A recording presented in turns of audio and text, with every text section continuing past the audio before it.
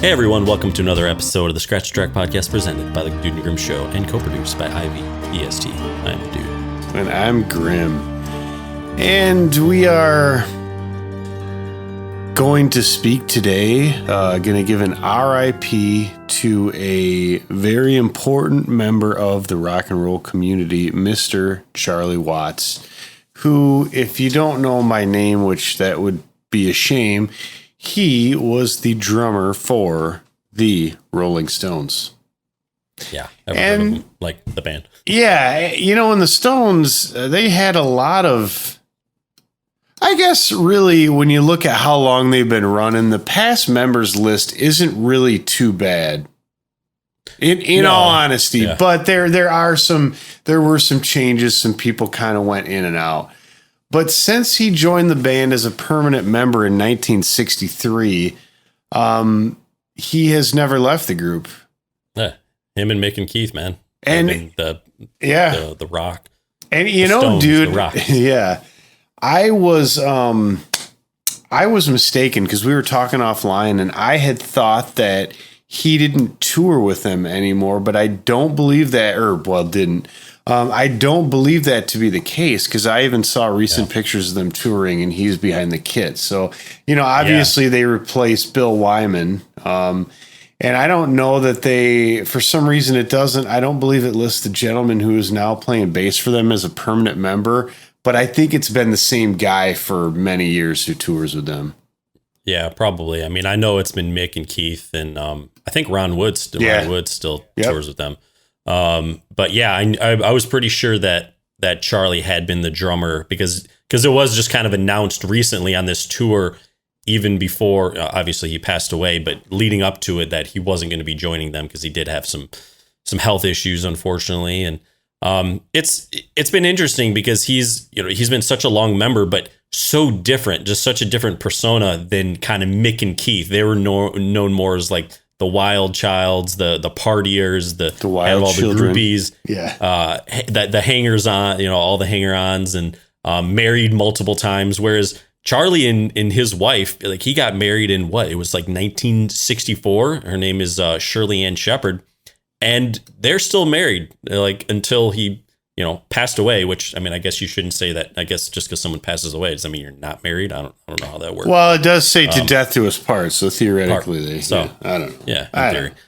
But that is that's really impressive. But he did not, from everything I've read, he was very different. He didn't really partake in that. He loved touring, he said. He loved to play with Mick and Keith and be on stage, but he didn't like the whole pop idol having groupies around and that whole just kind of scene. That just wasn't his thing. And one thing they even said was, I don't know if it was in 72 or in the 70s, they went to the Playboy Mansion. Yeah. And instead of, hanging out and partaking with, I'm sure, all the eye candy that was around at that time. More than eye candy. Yeah. He went to the game room. Yeah. And he hung out and hung out there. So, I mean, if that just gives you some kind of indication of him and who he is. What an immense amount of respect you got to have for somebody who's with what was considered by many to be the most dangerous rock and roll band in the world for, I'm going to say, at least all of the 70s, probably. Yeah. And to be cool with them and like Zeppelin, to play music, but to still just maintain that kind of a upright personal life, that is really, really noteworthy and impressive. Yeah. I mean, talk about just the temptation and the things that are thrown at you when you are basically in the most popular rock band in the world. Well, and and even if not that, I mean, geez, the drugs, dude. Yeah. I mean, now it did say, I did read a little bit. I'm not sure how much he partaked in some of that. There, apparently in the 80s, which, I mean, dude, it was the 80s. I mean, come on. Yeah. He did have a little run in and some issues with alcohol and drugs. And he just kind of said he attributed it to he was dealing with some family stuff and whatnot. And he did say it almost cost him his marriage. But it seems like, he was able to get over that and things seemed to be fine. So, but it was the 80s. Like, I mean, yeah, sure. Like everybody was doing that. Now, one thing I think should be noted is that he's done a lot of things outside the Rolling Stones. Not to say that it was ever as popular, but he had the Charlie Watts Quintet. And for most of that, I mean, he was known to be a jazz drummer as well. And they had kind of cited that influence had a big part in the sound that he created with the Stones, the jazz influence. Definitely.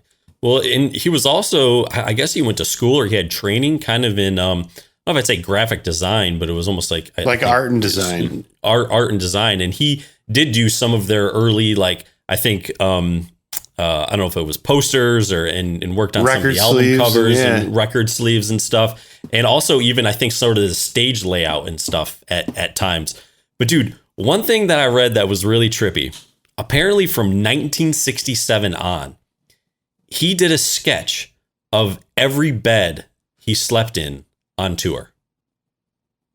How is that not a book? Not a book. That should be a coffee table book. Please, that's cool. Yes. Like, I mean, I would just love to see that. I mean, dude, because they toured like a lot. I mean, they were on tour for years sometimes. I think on the the Big Bang tour that they did in like around 2004 or after 2004, they said they toured for like 2 years. It's like, dude, that's a lot of beds. So I would definitely like to see that. So hopefully that's in the works. And if it's out there and somebody has, I would love to know about it. Yeah. Drop us a link because I definitely want to know that. That's really and while you're doing that, why don't you go ahead and give us a like, subscribe, and comment below. So yeah, if you like Rolling Stone stuff, we have done, let's see, so far we've done Exile on Main Street. We've done a few cover Space Off episodes and also Let It Bleed. So definitely check out some of those. I remember Let It Bleed being some of my finest work. Oh man, that was a rough day for both of us, I think. But the content is there, we promise. So, dude, yes. Well, we just wanted to pay a kind of a quick tribute to Charlie. We think it's important. One cool thing that I saw before we sign off, dude, right now, if you go to the Rolling Stones website, it's just a picture of Charlie Watts. There's no links. Cool. There's no nothing. It is literally just his picture and you can't click on anything, which I think that's pretty badass. Yeah, so, that's cool. I would like to go see that right now, actually. Yeah, it's pretty cool. I thought that was neat, man. And there's tributes all over and everything. So I think the one thing I got to say is, I mean, raise your hand if you're shocked that Mick and Keith didn't go first. I mean, like how are those? I'm going to raise a hand for each of them. Yeah, because I mean, Keith. Well, we all know even Ron Wood.